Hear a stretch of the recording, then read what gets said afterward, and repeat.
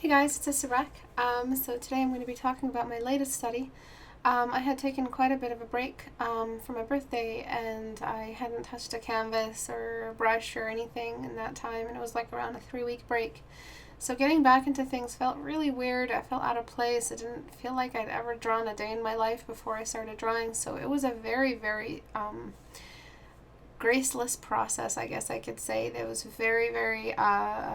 I was stumbling everywhere. I wasn't choosing the right brush size when I needed to. And it really opened my mind to the dangers of being out of practice. Being out of practice, just because you know fundamentals and you teach them, as I do, doesn't mean that practice is always a given.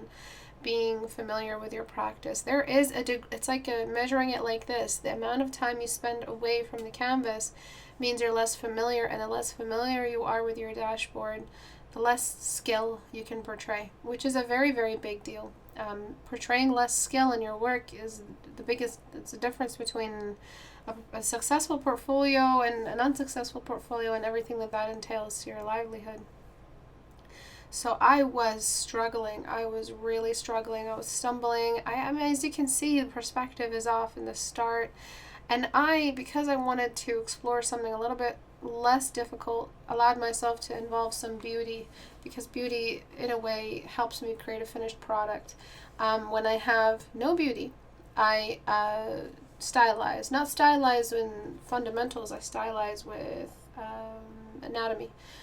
So I try to, make the lower eyelid a little bit more hazy, make the eyebrows a little bit more thick and unfeminine, and without an arc, make the lashes completely non-present, remove any specular highlights in the eyes, pupil and iris or otherwise around the face, mattify, work away from highlights. I didn't do any of that. I allowed myself to use max level, all tricks out.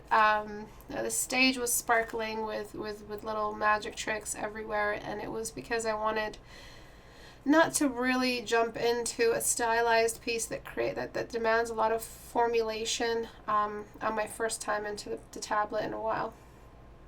So this was, I think, a little bit after I started teaching, so I was already like going back to teaching after my break, so I was already familiar with my tablet. So it's not to say I went straight in after not drawing for 3 weeks. But I definitely still had that just shakiness in my confidence. And up until this point in the painting, I still hated it. I still hated everything about the painting. I didn't want to finish it. I didn't want to do anything. It wasn't fun. But when are studies fun? And if studies are fun, you're not studying. So I thought, I'm just going to keep pushing, see how far I can go, test my limits, see where I am in both skill, where my knowledge is, have I forgotten some of my knowledge. And that's really the basic reason why the face kept changing. I also didn't want it to look like Natalie Portman, and everyone in the stream was telling me that it did. I started saying that, really. I started the rumor. And I just did not want to deal with, any kind of familiarity that early on, because then I'd have tried to preserve it, and I just wanted to explore managing the beauty while keeping the realism intact, and managing the perspective without throwing in likeness on top of that and over challenging myself for my first time back. I have to say, some of the stuff that I teach you guys, I found myself depending a lot on. For instance, the bridge light that I threw on the nose just now woke up my interest again in the painting.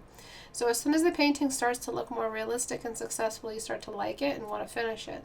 And I kept reaching junctions where I hated it, and I had to do something to make myself like it again. And it had to be something that wasn't 100% beautiful sparkly eyes and makeup and thick eyebrows and a perfect arc. I had to do something that was just a little bit stylized. So I started messing around a little bit with the perspective a little bit of the nose. I started to make the nose a little bit larger. I shifted the perspective, so sometimes it was me stylizing a little bit just for the sake of my tastes.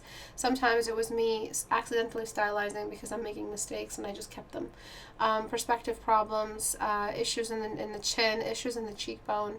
And then there was the fact that I just didn't want a basic hairstyle. I wanted something that's a little bit more interesting, and I've been looking at photography on Instagram, and I just wanted to do some of that crazy hair caught in the wind. So that was my original vision for the painting, which I kept, which was nice.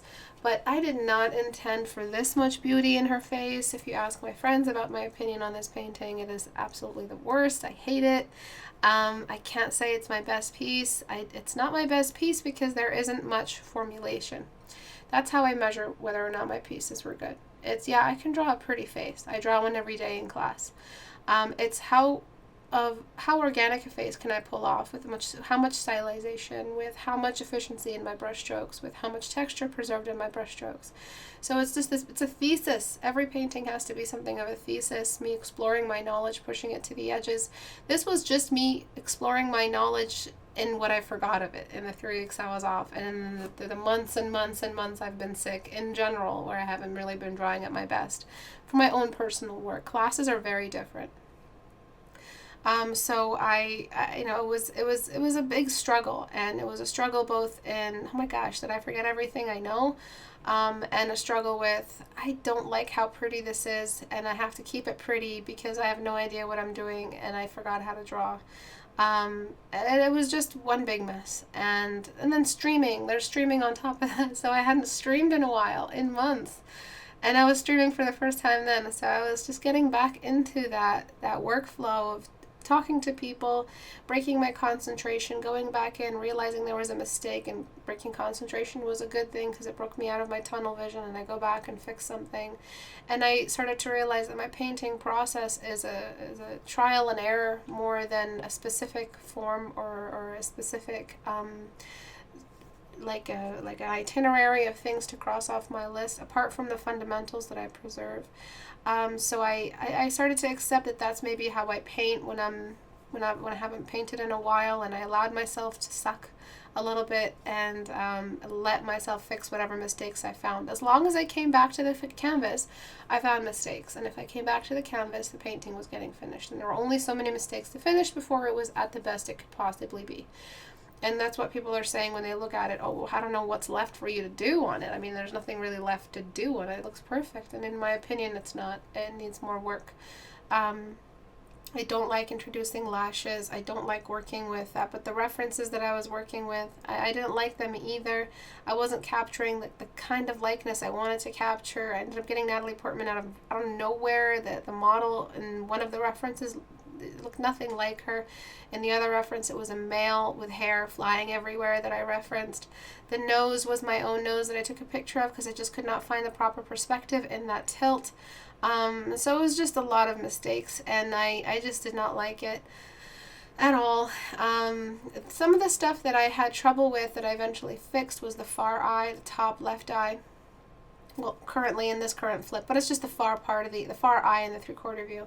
I did not like that. I did not like the contrast against the background between the highlights. Things started to pick up when I brought the highlights in, because then I was like, okay, maybe the reason why I hated it is because it was dull. But no, the nose was still feeling a little bit large and kind of like it didn't belong to her face. If I was going for beauty, I should have corrected the nose. Another thing I struggled with is whether or not I kept her eyes brown or black, or colored. Usually I go for brown because it forces me to depend on other ways to beautify the eye in form and accurate anatomy and brush control and efficiency and just general finesse. You know, brown eyes encourage finesse because there's no escape route, there's no escape door. Make the eyes sparkly and you're in the home stretch for how well the painting looks. No, when you make the eyes brown, there's no way out. Either the eye looks good or it looks like crap and you start over. So I kept struggling between that. I wanted the brown eye, but at the same time it was looking like crap, and I wanted to have a finished painting. I did not want to have nothing to show. I wanted to have something to show to you guys. So there was just so much stuff I was struggling with. And there was the eyebrow arc. Did I really want to keep an arc that was that defined? And then, of course, there was the makeup aspect. The makeup, I hated it. I hated the makeup in it. I hate painting makeup. It's another cheap trick to getting out of painting a good face. And being a portrait specialist, I don't like using makeup. Ask any portrait specialist. Makeup is a fool's way out. I'm sorry to say it like that. You do want to paint an eye well. You paint it without makeup on. That's when you're really advancing your understanding and language of values in relationship to each other, managing pigment shifts, but still controlling the general tone of the skin complexion and that light source. Fake artificial shadows created by makeup and eyeshadow interrupts real shadows in response to the light source. You're not even rebuilding a realistic codex of light referencing in relation to the contours of the area you're dealing with, which is almost always the eye, and the eye is the focal point. So you never want to mess with your internal knowledge and visual library of how you develop eye knowledge, how you learn the eye. So it was a lot of stuff that I was balancing, and I kept the eyes a bit brownish. I shifted every time I felt insecure about my drawing. The iris color went up, and every time I felt a little more controlled, it went brown. So at the end, it shifted back to brown. After I felt a little more comfortable with the final result, I messed around with some smudge, with some blur. I didn't want a completely finished photorealistic looking drawing either, so I wanted to include a bit of a blur stylization with the drawing. I wanted to have better stare control over the highs and lows of the elevations in the face. There was some patchwork going on, which was very messy, typical beginner mistakes, having undefined patches of random values sitting around the face, and equivalents. If that was the real world, you just have patchy skin or have random paint on your face. So I wanted it to look like she had the same skin tone everywhere, no random insecure patches of bad workflow. I wanted to add an age to her without making her look too old. I kind of age my characters as I age, I noticed. So I don't like having that, really young face anymore. As every painting I paint is a self-portrait. Not to say I'm as beautiful as these women, but it's whatever I see in the mirror and age and eyebrow shape, I guess. And that's why I kind of thickened her eyebrows. Thin eyebrows, I guess, I just don't feel familiar, so I don't want to draw. I paint until the reflection becomes clear in the anatomy and realism, but not so much that it's a perfect reflection image. There's a little bit of steam or blur in the reflection, and so I stay away from that photorealistic finish and a photo finish. I want something that's a little bit more blurred and like you're remembering the face instead of taking a picture of the face. Memory is always a bit hazy, so defining areas and keeping some areas focal point so that they work for a proper image was difficult. Which areas do I keep sharp? Which eyelid creases do I keep sharp? And how much of the mouth am I allowed to render and still keep the hazy image? I went about the hair in a way where it was just like kind of blaspheming. I wasn't really working large to small in the sense that every hair stroke was large to small. I did start off large to small in the greater picture. There were large clumps as I kept going, but of course there were small wispy hairs that I wanted to capture, frizz that I wanted to capture, and as I added that hair, I felt like I was canceling out the haze that I was going for, which is really, really important to me. I wanted that kind of wispy-haired, messy, black and white film noir memory of the face. And the film noir is what allowed me to even allow that much beauty in there. She was a perfect faced person. Adding the age really helped me like her again. I didn't want to keep adding that perfection in the face. I was already adding so much beauty in her eyes. I tried to shift away from a Natalie Portman face, so thickening up the eyebrow definitely helped. Lowering the cheekbone down definitely helped. So eyebrow shape, eyebrow distance from eyes, and cheekbone type really carries a lot of likeness in it. The head shape, of course, always carries likeness, and eyebrows are the carriers of personality and expression and emotion.